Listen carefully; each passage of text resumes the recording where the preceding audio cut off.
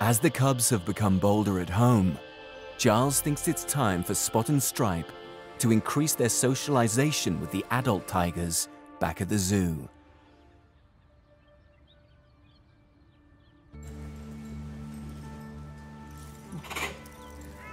At the main tiger compound, Giles and his team are full-time carers for 10 adult tigers, and Spot and Stripe have been gradually exposed to them.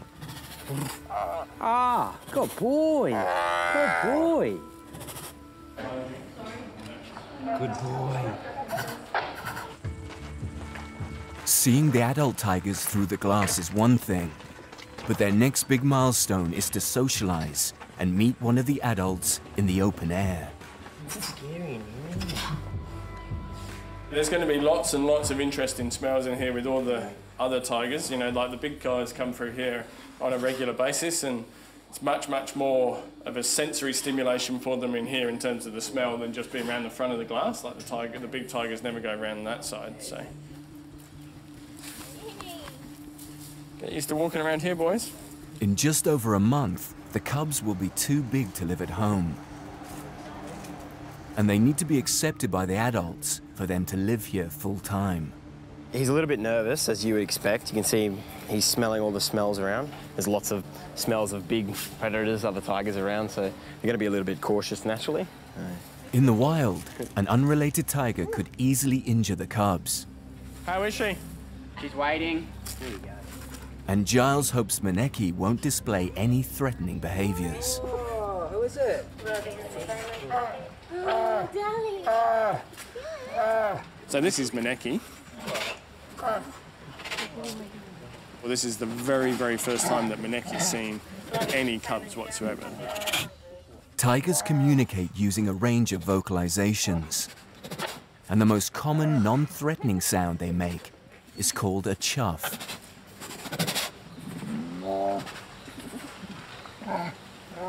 Chuffing is reassuring. So they're chuffing at her, they're chuffing at each other. So it's a reassuring type of noise, but it's also a way of greeting, so that she speaks your language, not like Ruby. Tigers are one of the few cats in the world to communicate in this way. These guys are very inquisitive, so their facial expression with their ears is exactly that.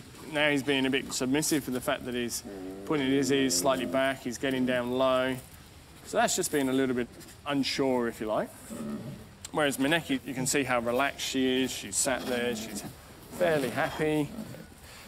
So Stripe is getting a little bit close. He's being cautious in the way in which he approaches. Good boy. You're brave. Yeah. Look at his face. He's very, very cautious. Like, he wants to go up a bit closer, but he's also a little nervous, but that's to be expected. Like, look at the size of her in comparison to him. So, and she's reacting a little. She doesn't want to be surprised.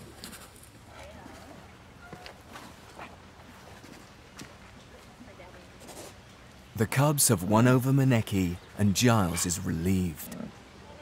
For a very first encounter, you couldn't have asked for it to go any better or any smoother. You know, no one's being aggressive, no one's showing over interest or too much interest. So, and the cubs are coping really well.